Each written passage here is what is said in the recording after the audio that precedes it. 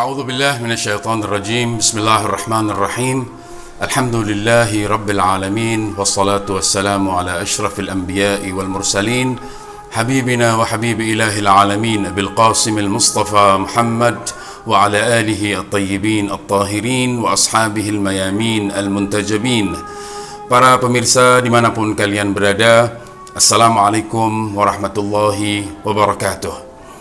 Pemirsa sekalian, hubungan Tuhan dengan hamba-hambanya adalah hubungan yang paling sempurna dan paling indah. Meskipun Allah Subhanahu wa Ta'ala adalah zat yang maha perkasa, maha kuat dan maha berkuasa, namun ia tidak menjalin hubungan dengan hamba-hambanya berdasarkan kekuatan, berdasarkan intimidasi atau berdasarkan paksaan. Sebaliknya, ia membangun hubungan dengan hamba-hambanya berdasarkan kelembutan dan kasih sayang, bahkan kasih sayang yang tiada berbatas. Dikisahkan bahwa ketika Fir'aun dalam keadaan akan tenggelam, ia meminta tolong dari Nabi Musa. Namun Nabi Musa pada saat itu ia memalingkan wajahnya dari Fir'aun dan tidak membantunya. Dalam situasi seperti itu Allah mewahyukan kepada Nabi Musa, "Wahai Musa, engkau tidak membantunya ketika ia meminta tolong darimu karena engkau tidak pernah andil dalam menciptanya.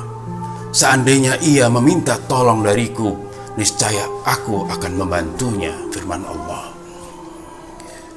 Para pemirsa sekalian, berkenaan dengan figur seperti Fir'aun, Tuhan masih memberikan celah untuk memperlakukan dia dengan kelembutan dan kasih sayang.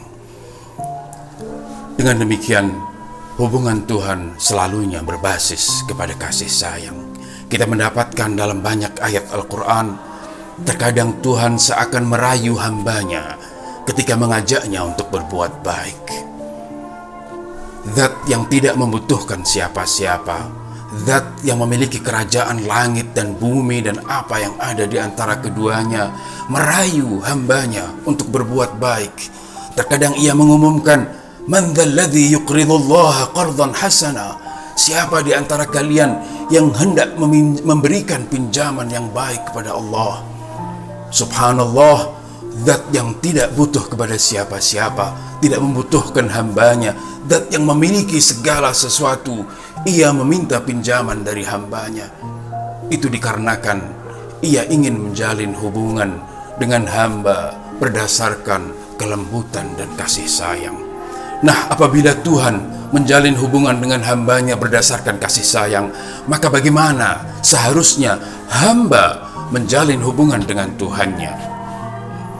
Tentu hamba pun seharusnya membangun hubungan dengan Tuhannya berdasarkan kasih sayang. Meskipun sering kita temukan bahwa dalam perjalanan pada fase-fase pertama perjalanan menuju Allah, seringkali kita temukan seorang hamba mukmin, ia mencintai Tuhannya, namun pada saat yang sama juga mencintai dirinya sendiri. Ia seakan menyekutukan cintanya kepada Tuhan.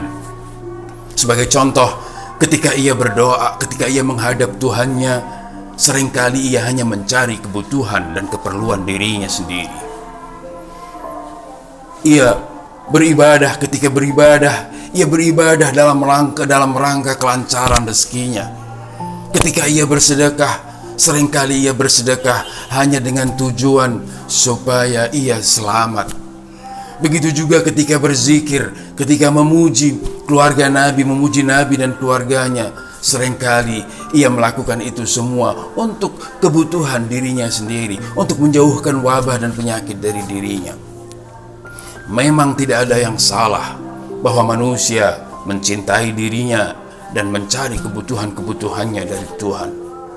Namun Tuhan menyukai hambanya yang apabila meminta pun dari dirinya, memintanya untuk sesuatu yang besar. Tuhan senang hambanya memiliki kemauan yang tinggi dan besar. Kalaupun harus meminta hal yang besar-besar. Dalam kitab Raudhatul Kafi dikisahkan bahwa suatu hari datang seorang Arab Badui kepada Rasulullah. Ia mengaku bahwa dia adalah orang yang pernah menjamu Rasulullah di kota Taif pada saat Rasul bepergian ke sana untuk berdakwah dan warga Taif mengusirnya. Rasul senang mendengar pengakuan tersebut. Kemudian beliau menawarkan balasan baik kepada si Arab Badui. "Minta sesuatu dariku," kata Rasulullah. Si Arab itu berpikir sejenak, kemudian ia mengatakan, "Bagaimana kalau 200 ekor kambing dan pengembalanya, wahai Rasulullah?" Rasulullah dalam sekejap mengadakan apa yang diminta. Namun sesudahnya beliau bersabda, "Kenapa kemauan orang ini tidak setinggi dan sebesar kemauan si wanita tua dari Bani Israel?" Kemudian beliau bercerita tentang apa yang terjadi terhadap wanita tua tersebut. Suatu hari Allah memerintahkan Nabi Allah Musa untuk memindahkan jenazah Nabi Yusuf dari Mesir ke Palestina. Untuk melaksanakan perintah tersebut, Musa mendatangi seorang wanita tua yang kebetulan mengetahui di mana letak makam Nabi Yusuf. Nabi Musa meminta wanita itu untuk menunjukkan kepadanya letak makam Nabi Yusuf. Namun si wanita tadi mengatakan, "Wahai Musa, aku tidak akan memberitahukan di mana letak makam Nabi Yusuf kecuali apabila engkau memenuhi semua keinginanku." Nabi Musa terheran dan tersentak. Namun pada saat itu Allah mewahyukan kepada Nabi Musa, "Wahai Musa, setujui apa yang diminta oleh wanita itu, karena aku Allah akan memenuhinya." Musa berkata kepada wanita itu, "Apa yang engkau minta dariku untuk memberitahukan di mana letak makam Nabi Yusuf?" Wanita itu mengatakan, "Wahai Musa, aku hanya akan menyampaikan dan memberitahukan kepadamu di mana makam Nabi Yusuf dengan syarat engkau menjamin bahwa tempatku kelak di akhirat bersamamu di surga."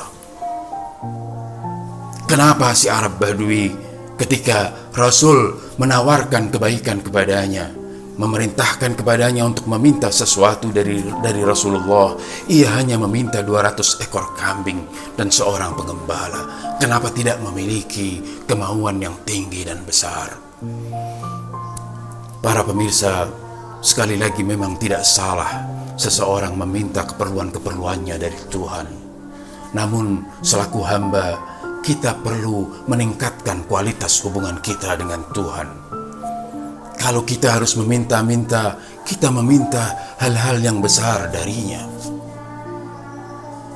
Kita harus meningkatkan kualitas hubungan dengan terus menambah kecintaan kepadanya. Di bulan Ramadan, mungkin Anda memiliki sekeranjang kebutuhan. Anda menginginkan harta dari Tuhan. Anda menginginkan apa yang Anda makan. Anda ingin mendapatkan apa yang Anda pakai. Anda menginginkan supaya hutang Anda terlunasi, supaya kesedihan-kesedihan Anda dihilangkan. Silahkan, Anda bisa minta itu semua dari Allah di bulan suci Ramadan. Namun ketahuilah bahwa untuk Allah tidak berbeda. Anda meminta semua kebutuhan itu hanya untuk diri Anda sendiri atau memintanya untuk seluruh manusia di seluruh muka bumi. Apabila demikian, maka kenapa Anda membatasi kebaikan Tuhan hanya untuk diri Anda sendiri? Minta semua kebaikan itu untuk seluruh penduduk bumi. Itulah kenapa kita diajarkan, Allahumma aghni kulla faqir. Ya Allah, kayakan semua yang fakir. Allahumma ashba' kulla ja'i'. Ya Allah, kenyangkan semua yang lapar. Allahumma ksu kulla uryan. Allah, berikan pakaian kepada semua yang tidak memiliki pakaian. Begitu ajaran Islam. Hari ini Anda boleh saja mencari hajat Anda, baik yang kecil maupun yang besar, dari Tuhan. Namun ketahuilah, ketika kecintaan Anda bertambah kepada Tuhan, tidak mustahil bahwa esok hari Anda akan mencari Tuhan itu sendiri dan berusaha mendapatkan Tuhan itu sendiri untuk Anda. Sekian, wassalamualaikum warahmatullahi wabarakatuh.